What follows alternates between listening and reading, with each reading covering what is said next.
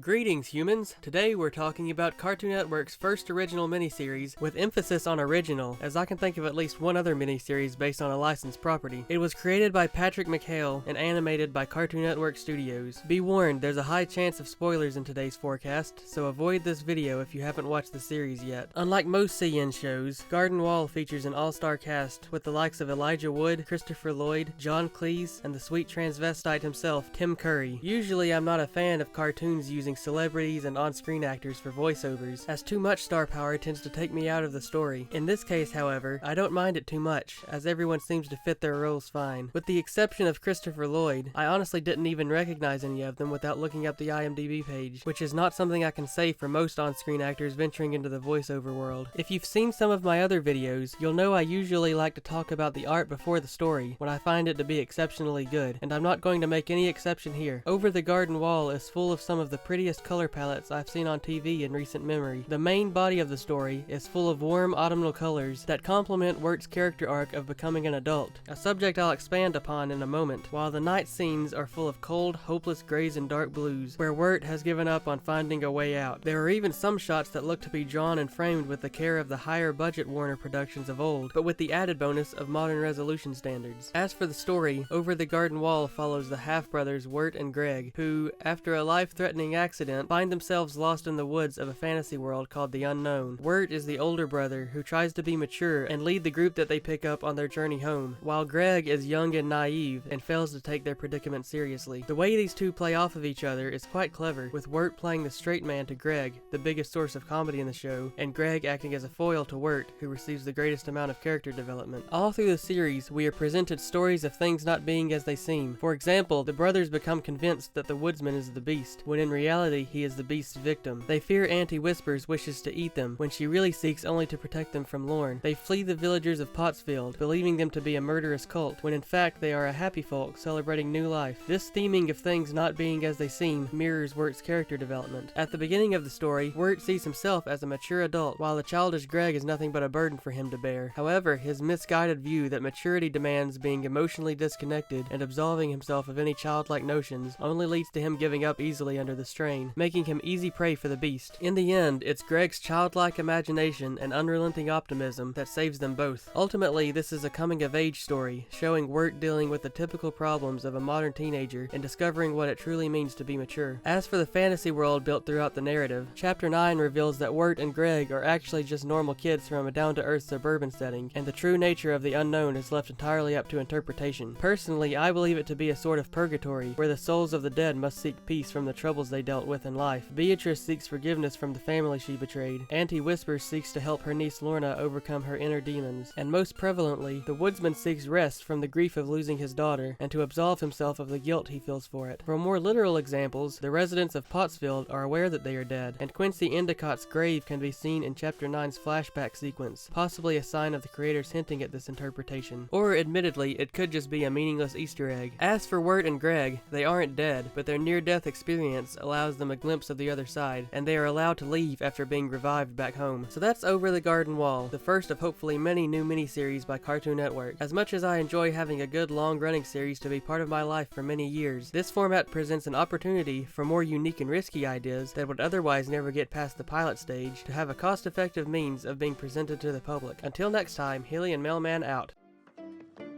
Oh, potatoes and molasses.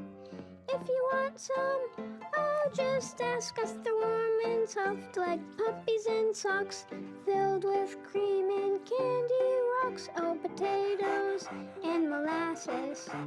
They're so much sweeter than algebra class. If your stomach is grumbling and your mouth starts mumbling, there's only one thing to keep your brain from crumbling. Oh, potatoes and molasses. The humanoid must not escape.